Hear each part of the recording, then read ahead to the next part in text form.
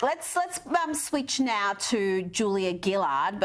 She also had a bit of drama in this area. She became a bit of a figure of international mockery for refusing to say what a woman is. Now, that video went viral around the world, but when Women's Forum Australia CEO Rachael Wong linked to this video for her LinkedIn page, the post was removed for supposedly hateful speech that went against LinkedIn's professional community policies. Rachael joins me now. Rachael, did you get an explanation? I don't understand how a post highlighting Julia Gillard's lengthy non-answer to the question, what is a woman, could be considered hate speech.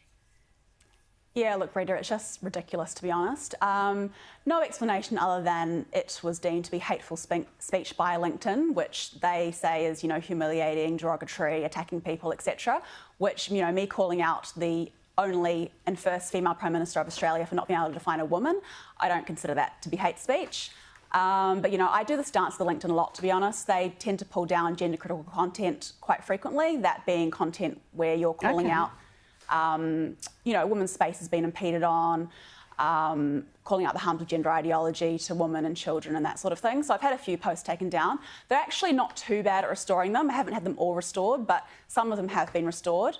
I'd say Facebook and Twitter are actually a lot worse than LinkedIn. Myself and Women's Forum Australia are currently being censored across both of those platforms, and our reach is being significantly hampered.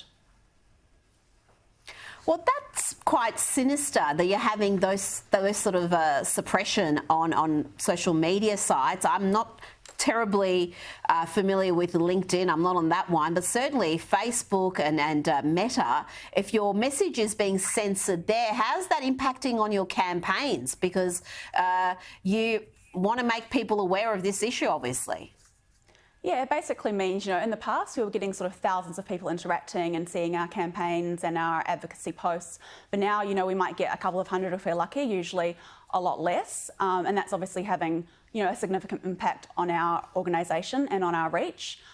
In particular, in relation to a new campaign we've just launched today in relation to Alex Greenwich's incredibly harmful anti-woman, anti-children reforms, which are going to bring in self-ID to New South Wales, commercial surrogacy, deregulated prostitution and the criminalisation of care for those with gender dysphoria.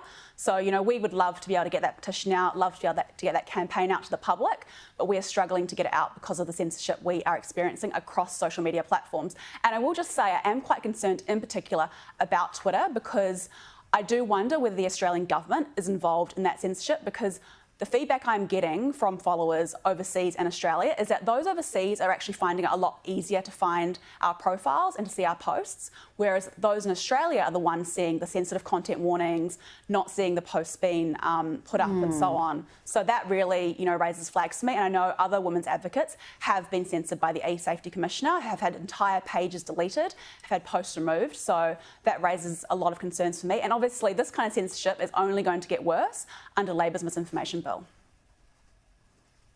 Absolutely. Those shadow bans, visibility filters where your post doesn't disappear entirely, but it's very difficult for people to see it and it doesn't have the sort of reach you would ordinarily have. It's very sinister. We saw it throughout COVID and we're now seeing it with the gender ideologues. Rachael Wong, thank you for your time.